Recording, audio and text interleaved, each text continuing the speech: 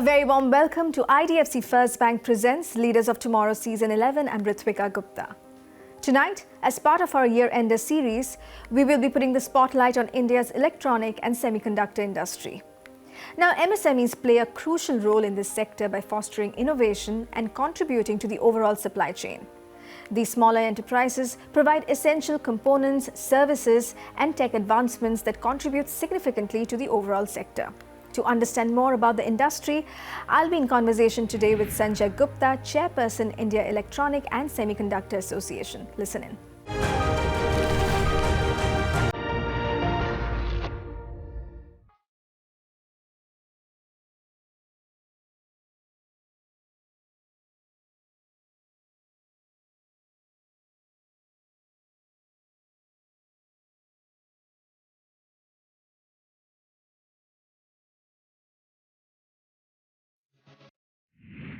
Thank you so much, Mr. Gupta, for joining us today on Leaders of Tomorrow. Same here, my pleasure too. So to kick this off, can you provide an overview of the current state of India's electronic and semiconductor industry, especially in 2023 with the establishment of new FABs and manufacturing facilities across the country? How has this year been? What can you tell us? I would say year 2023 has been a phenomenal year for India's electronics and semiconductors landscape. This year, I would say in many ways, I can say inflection point because first time we had a major real work in terms of announcement of ATMP fab from Micron. Wonderful. So from that perspective, this is a watershed moment in the history of India's semiconductors journey.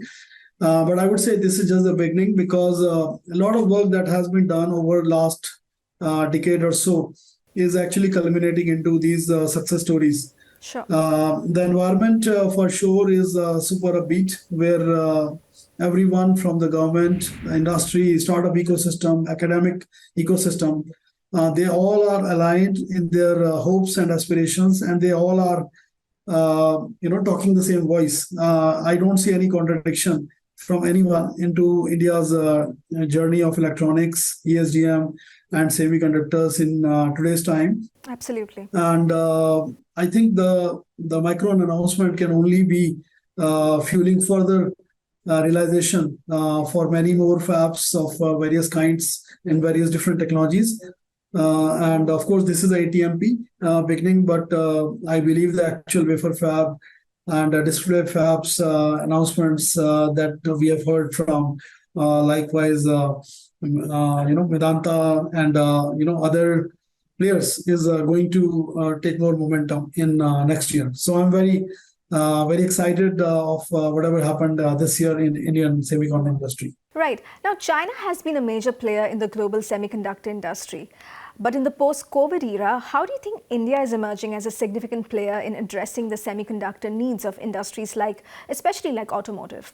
I generally believe that the amount of electronics that is going into automotive segment in every aspect, be it the infotainment clusters, the entertainment part of that as a number one theme, which is driving the electronification and semiconductors penetration into automotive industry. Okay. The second big theme in automotive is the whole electrification, where charging points, charging stations, the chargers, off-board charger, on-board chargers, DC-DC converters, battery management systems, motor control for the entire EV ecosystem. They are driving an independent world altogether. Sure. For electronics, power electronics in particular. And that is also pushing some of the cool high-power technologies like GaN and silicon carbide, gallium nitride, to name a few. So this is a second big mega theme that is driving electronification in the industry for automotive. And the third one is the automation, the autonomy, the ADAS systems, we call it advanced driving assistance systems or advanced rider assistance systems in case of two-wheelers, especially in case of India. We are the largest two-wheeler market in the world with more than 22 million two-wheelers, manufactured, sold, and exported. So just to make it simple, three big themes which are driving huge penetration of electronics and semiconductors. So electric vehicles, the autonomous vehicles, and the entertainment and connected vehicles. So these three things by themselves are the mega trends, Okay. and they are creating a big disruption in technologies, and they are creating within India landscape. They are creating a big disruption with the way OEMs think and the way Tier 1 thinks. Can you shed light on the MOUs that have been signed this year and the collaboration with the White House? Tell us, what role is IESA playing in shaping policies and initiatives to promote the semiconductor industry in India on the global stage? Absolutely. So IESA is the premium semiconductors and electronics body. So India's Electronics and Semiconductors Association, as we say, is a close to 2 decades old body. Majority of the members are represented from top semicon companies in India, semicon and electronics companies in India, and being a national cause, our goal is to promote India in the world as the fastest growing semiconductors nation, and also within India, our goal is to join forces, try to give themes, the right recommendations, the right policy formulations for both central government as well as state government. Right. The second major stakeholder we have is academic institutes itself, because we all know that this major mission cannot be accomplished without the top talent. India is known for its talent. We are known for the demographic dividend, as our Honorable Prime Minister keep talking about, with average age less than 35 years, and majority of the world, India will remain the youngest nation for next 30 to 40 years. It's a very unique proposition, and we have to latch onto that with full force. Third big stakeholder we believe is our industry itself, especially the startups ecosystem. India is one of the largest startup ecosystem, as numbers are indicating. But how to make it, from this infant stage to adult stage, that is a job we believe we have to do. So we are tying up with the major startup ecosystems across the country, like Entrepreneur Park in Delhi. We have many more across the country. We have Safal as another one in Karnataka. And to make it happen, the ultimate end objective or the end result becomes multiple MOUs that we are trying to do with pretty much every state government, from Uttar Pradesh to Telangana, from Tamil Nadu to Gujarat. I mean, almost every state we are working right now. Odisha is another example. Hyderabad. So we have done it with almost 10 to 12 states already across the country, and how we enable their state specific programs of skilling of semiconductors, campus connect extensions, about incubator creation. All those programs we are working to help into this cause, because India is not just one country. India is like 30 countries of different strata of economic state, different level of maturity of skilling and education. So, Mr. Gupta, you spoke about startups, but this year also has seen the emergence of many smaller businesses in the semiconductor industry. Tell us, how are you supporting these smaller players and new entrants, whether it be in design or manufacturing? What can you tell us? So pleased to see that in most of the incubator programs or workshops or annual startup awards that we are conducting, we have a good list of semiconductor IP, semiconductor system development, semiconductor system on chip development startups coming up. Okay. Which is such a pleasure to see. And many of these startups are not just into the very fancy stage. They are actually trying to do very serious business. They are actually having the proof of concepts. They have already crossed the first few hurdles of getting the team in place, getting the design out, and Government of India again is coming very handy in that, because with the promotional programs that they already have in place, based on the right connect that IESA is able to provide them, they are able to get the basic money to start their first prototype. Yeah. So all in all, I think our startup ecosystem, coupled with our academic ecosystem, they are really thriving. But as they say, Rome was not built in one day. So it will take a few years before the result starts coming out in really high flying companies. So we are still away from the first Flipkart movement or those kind of movements which happened in e-commerce space. But I firmly believe that the journey has already started almost 5 years back. So we are somewhere in the midway. So next 5 years will be very different. And by 2028, 2030, for sure, India will have few companies which will be known in an Indian landscape and probably global landscape. It's time for a quick break here. We'll be back shortly. Stay tuned.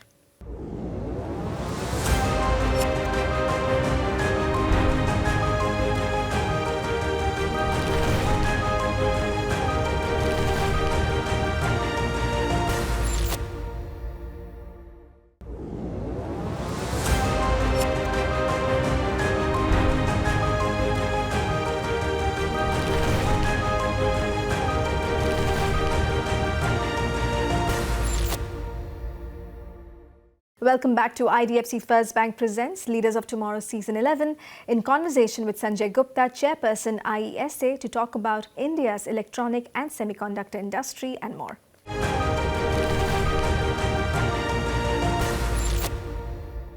So earlier this year, the government allocated 3,000 crore rupees for the Indian semiconductor mission in the Union Budget 23-24. Tell me, what are your expectations from the upcoming budget?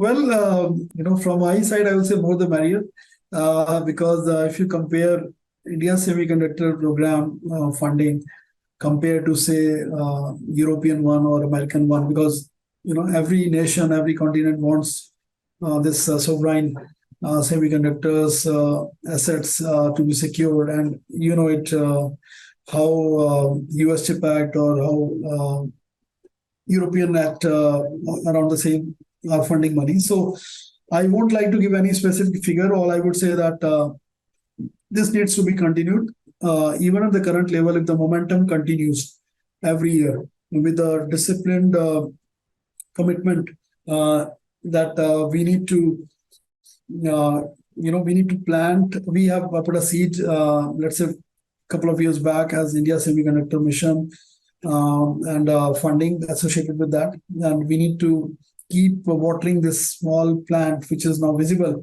The sprouts have already appearing out of the ground. We just need to keep watering it for at least a decade. It is not going to be a short-term, instant coffee. It has to be a marathon. And to sustain the marathon, we need to sustain the investments and commitment from the government. So that's all I would say. Okay. And if you can also tell us, how do you view the impact of investments from global companies like Micron Technology? How do you think this is going to drive growth? Yeah, I would say Micron did the first step, and that's where I said it's a watershed movement, because the first thing is always difficult, right? Because then you don't know what will be the surprises that will be appearing, what will be the unknowns, what kind of challenges on infrastructure, people, talent, government, rules, regulations, taxation, policies, frameworks, right? So the first one is always the most difficult. Right. Within ISA, we know that we get a lot of interest from multiple companies who want to work in India for semiconductors ecosystem. And it's not limited just for a semiconductors design or semiconductors manufacturing company. We get so many requests from companies which are into advanced chemical gases, which are inherent part of semiconductor manufacturing ecosystem. And inquiries coming from Japan, from Israel, from Korea, So, I mean, not one company, but the whole ecosystem is thriving who wants to invest into the country and be part of this journey. So Micron has made a wonderful beginning, and a salute to them for being a courageous one. But I can guarantee you this is going to gain more traction in coming years. Fantastic. So there's so much of excitement that companies that never heard about India or never even considered that into their list of investments, today they are taking keen interest. And that interest is not just like on paper, it is actually real action. The top executives from these companies are coming to India, they are visiting people, visiting the different state governments, and visiting us as ISA. So I can only say that it is just the beginning, but for a very grand future that is lying ahead of us. Finally, tell us what's your outlook for 2024? What are your expectations for the growth and development of India's electronic and semiconductor industry?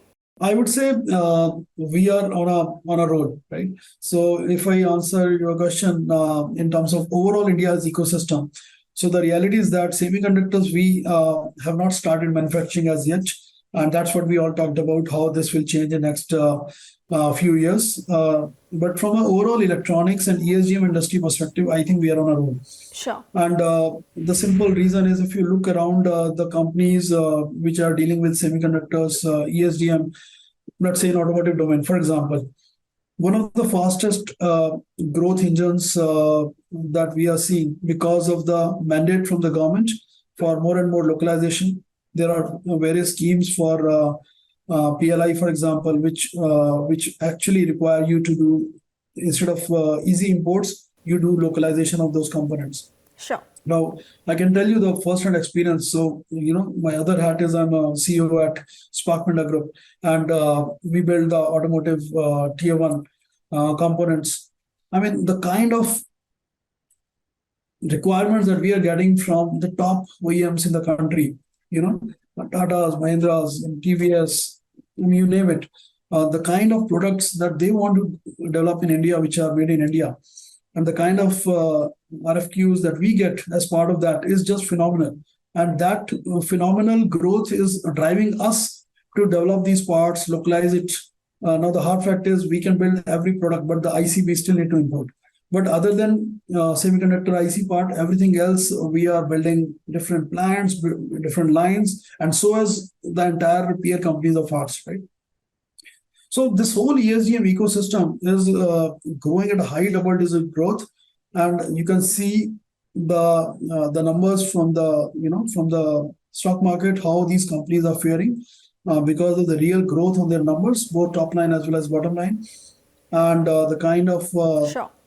talent attraction that these companies are driving is another phenomenon, right? Which is everyone looking for more and more people, talented people to drive this localization of electronics systems, ESDM systems in the country. More and more SMT lines for the surface-mounted techniques, fully automated machines, which start with a bare PCB and give you the end PCB.